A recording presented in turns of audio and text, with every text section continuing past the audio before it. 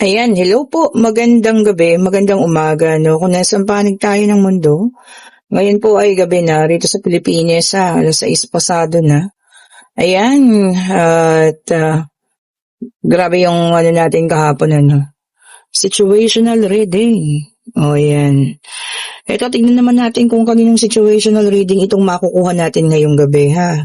Pwedeng sa'yo, pwedeng kanya, pwedeng kung kanino man. Take only what resonates po, no? And yung sa mga nagme-message sa akin, ayan, o sige po, pwede ko kayong dalhin doon sa tiyahin ko, ha? Pwede ko lang po kayong dalhin, pero hindi siya po pwedeng pumunta doon sa lugar ninyo.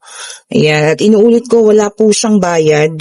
Kaya lang syempre pag dinala namin kayo, dahil probinsya po yan, shoulder niyo po yung expenses. Syempre po pwede tayong mag-arkila ng sasakyan. May sasakyan ng kapatid ko dito po. Pwede niyo siyang arkilahin. Bayaran niyo lang naman yung gas. Syempre, driver. Sa pagkain, wala naman na kayong problema po ha. Sa pagkain ng driver kasi sarili niya yan. Basta po, package na yun. Pwede po kayo mag-reach out sa akin. Para madala namin kayo doon kasi hindi ko siya po pwedeng papuntahin sa inyo. Hindi po pwede talaga. At hindi rin po pwede yung litrato kasi kailangan mahawakan niya kayo. Okay po, kailangan makita niya kayo, makita niya yung kalagayan niyo, yung sitwasyon niyo mismo nung araw na yun. At every Friday din po ang kanyang reading. Okay po. Kung makakapunta kayo, kung makakasama kayo sa akin, makikita ninyo na pila-pila po talaga doon. Mismo sa bahay niya yun ha. Kung saan siya nang gagamot, pila po yan. At marami po ang nagpapagamot, iba-ibang lugar po yan. Dahil sabi ko nga sa inyo, hindi siya nagpapabayad, bawal na bawal po.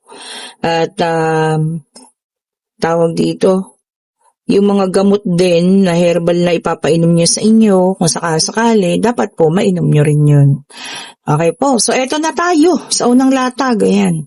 Meron tayong 3 of Swords, meron tayong Queen of Pentacles, meron tayong 2 of Cups, at meron tayo ritong 5 of Swords. O ayan ha, tignan pa nga natin. Tingnan pa natin ito ha. And we also have here the 5 of Cups. Meron din tayong King of Wands. Ayan. Tignan pa natin. Page of Cups. Ayan. Isa na lang ang ating kulang. Sabi ko nga, take only what resonates pa rin po ha. Pwedeng sa'yo, pwedeng kanya, pwedeng kung kanino man po ito, no? Take only what resonates po ha. And we have here the Queen of Wands. Okay po, no? Okay. So, alam niya dito, may nakikita ako rito, no? May pagsisisi. Yan. May taong nagsisisi, may taong panghihinayang. Okay po. Kasi, nagkaroon ng rito ha, pwede kayo kasing 2 of Cups, no? Talagang magka-relasyon kayo before. Ngayon, nagkaroon tayo ng 3 of Swords. This could be a third-party situation or talagang nagkahiwalay lang kayo. Okay po. Nagkabaliktad nga ikaw yung iniwanan. Ayan ha, sabi ko nga regardless babae ka, lalaki ka, no, LGBTQ. Pero ikaw yung naiwanan pero siya yung may kalungkutan sa ngayon. Bakit? Alam nyo kasi pakiramdam niya, talunan siya, defeated. Ayan. Bakit? Kasi nakita niya kung gaano ka mas malakas. You are the Queen of Pentacles and at the same time you are the Queen of Wands, no? Ayan, pwede rin King of Wands ka. So sabi ko nga depende sa gender specification ninyo. Kasi ang nangyari dito, mas umayos ka. Ayan ha. Mas mabuti, mas masipag ka. Ayan po, no? And by chismis, ayan, may magbabalita sa'yo na mga tungkol sa kanya. Baka siya, hindi naging mabuti ang buhay niya. No? At ngayon nakita niya na mas, alam mo yun, nakita niya at naramdaman niya na mas malakas ka. Kasi kaya mo na siyang makalimutan, hindi ka na kagaya dati nag-stalk, hindi ka na tawag dito, tinitingin sa social media niya, hindi ka na rin nakikipag-usap or nag-aabang or mismong ikaw yung nagmamakaawa para makipag-usap sa kanya. May sarili ka ng mundo, may sarili ka ng buhay na ginagawa ngayon. O, 'di ba? Ang akala niya kasi kapag ka nawala ikaw, ayan, mas magiging maayos yung buhay niya. Baliktad yung nangyari. Ikaw yung naayos, hindi po siya. O, 'di ba? So dito nakita natin na naging mas malakas ka, na mas naging productive ka, naging mas maayos ang buhay mo nung naalis ka sa kanya. Sa mismo nakita niya 'yon. O, 'di ba? Ibig sabihin lang noon, ginamit mo yung sakit na naramdaman mo para makabangon ulit. Ginamit mo yung mga hindi magagandang nangyari sa inyo para magpatuloy, ano? At mas pinagbuti mo, which is good po ha. Oh, 2 beses lumabas, the 5 of swords, Ayan, surrender na siya. Tingnan mo, surrender na po siya kasi alam niya na lalong kawalan siya ngayon or talagang as in nawalan nung mismong umalis siya sa'yo. Oh, 'di ba? Naging pakiramdam niyang wala. Oh, as in wala talaga. As in nasalat siya, ubos. Oh. The Magician, yan. Ikaw to, having the gift of, sabi niya, willpower. At you directed your will. Ikaw mismo. Ginawan mo ng paraan. Inayos mo. Kumbaga, alam mo yun, parang naisip mo na, teka, hindi ako nabubuhay sa isang tao lang. Nabubuhay ako para sa sarili ko. Ayusin ko to. Oh, congratulations po ha. Oh, 'di ba? Hindi niyo alam ganun pala kayo kalakas. So ngayon, pakiramdam niya insecured. Kasi mas magaling ka Nakaya mo lumampas sa mga ganung hamon ng buhay. And we have here the 2 of Pentacles. Ayan. Sabi niya rito, flexibility. Flexible ka na rin ngayon. Oh, 'di ba? Hindi na kagaya dati na kapag ka nasaktan, iyak-iyak na lang. Ngayon, hindi na. Kung may mga parating pang pagsubok, sa isip mo, kakayanin ko na to. Yes, kaya ko to. Oh, 'di ba? Iba na rin yung mindset mo, which is very good po. Ang galing. And we have here the 3 of Pentacles, the 3 of Wands, ayan.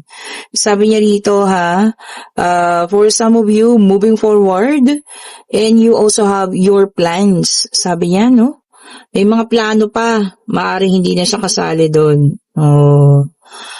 'Di ba? Ganun talaga. Alam niyo kapag nagising na kayo, kapag totally healed na, may isip niyo na lang siya pero hindi na siya kasali sa mga plano ninyo sa buhay. Oh, 'di ba naman? And we have here the 9 of Wands. Ayan, siya naman ito, meron siyang misery. Oh, 'di ba? Ito yung kanyang miserable raw ang kanyang buhay sa ngayon.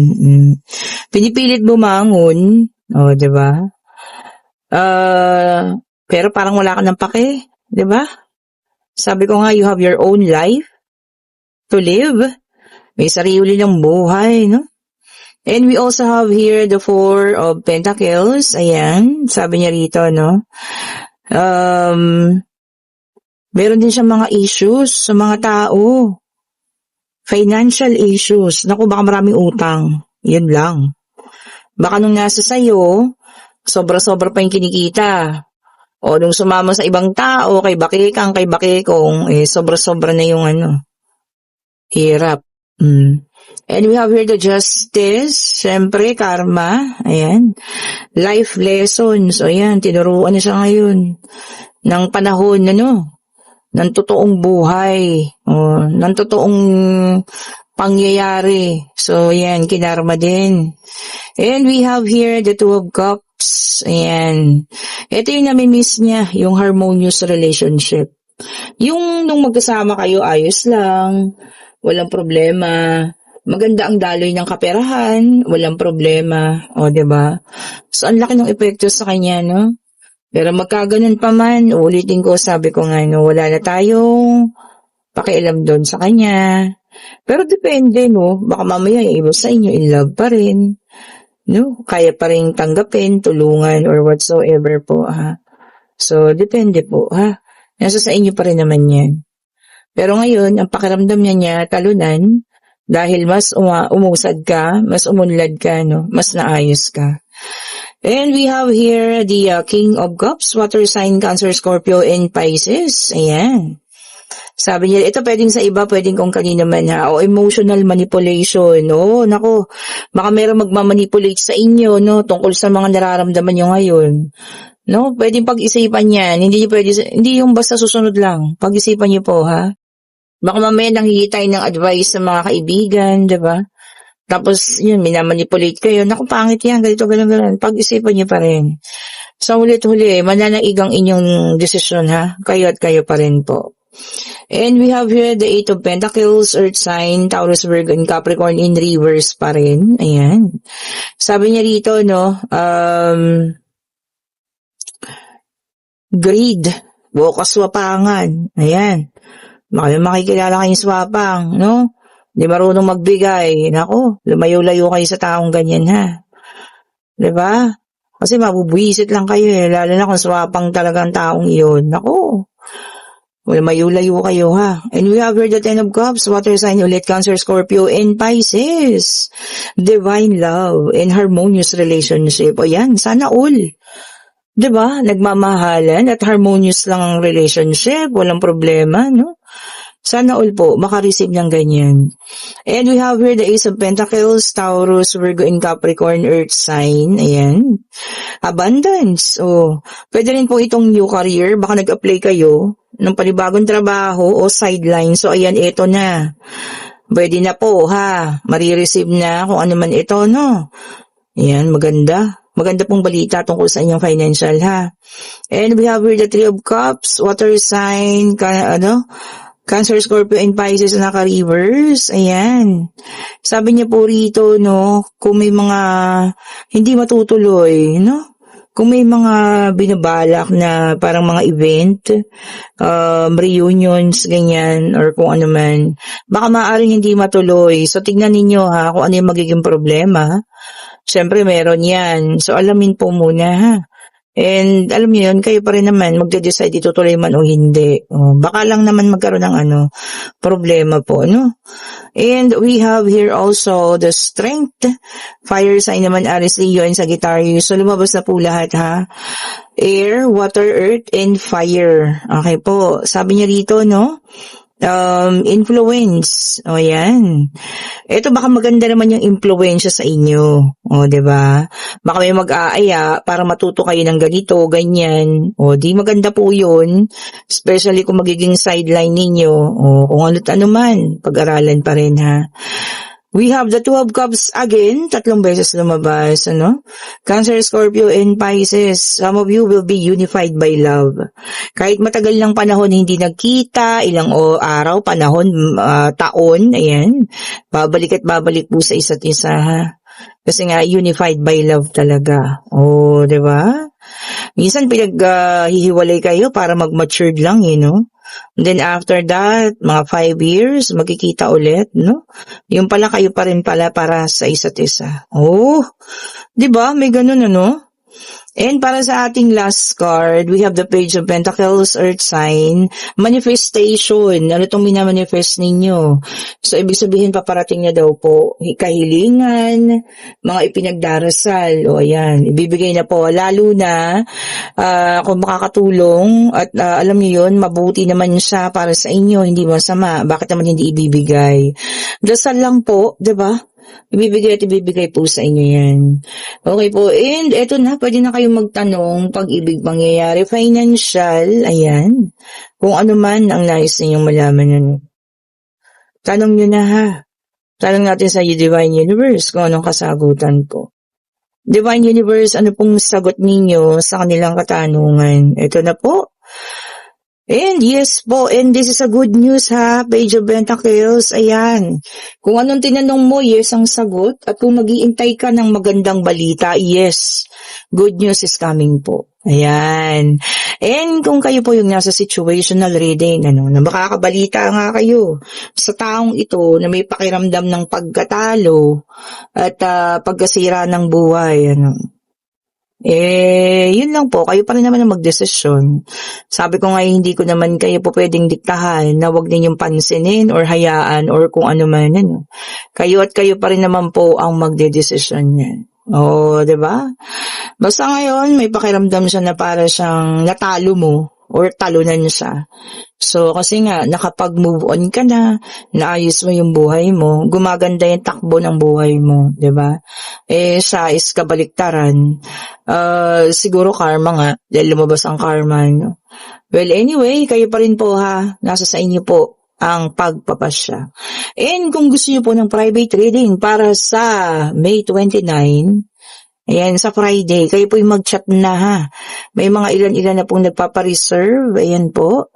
Kayo po yung mag-chat na, abakante pa po ang umaga, tanghali, hapon at gabi, no? O yan, kung anong gusto niyong oras po, ha? Mag-chat na po kayo, yan. Open na po ang ating pagpapaschedule. And kung gusto niyo akong ma-reach out, para sa mga bracelet, para sa pabango, no? Or kung gusto niyo lang magpatulong, magpagamot, ayan. I-click niyo po yung link, nandyan po sa comment section. Ako lang yung naglalagay dyan. Nakapin na yan, ha? Mapupunta kayo sa aking Facebook, mag-iwan kayo ng message sa Messenger. Wala kayong ibang makakausap po, ako lang po ito, ha? Okay po. Thank you so much po for watching po sa inyo. Have a great evening. Stay safe po sa lahat. Stay positive. Pinaka-importante yun, Panlaban sa kung ano man, hindi magaganda, masasamang elemento or what, be positive always po. And syempre, maging mabuti tayo sa tao, di ba? Hindi natin alam kung anong pinagdadaanan ng mga ibang tao. Yung pagiging mabuti lang, isang malaking bagay na po yun. Wala pong bayad ang pagiging mabait, pagiging mabuting tao. Okay po? Thank you so much po sa lahat. Salamat po sa inyo, ha? Bye-bye po.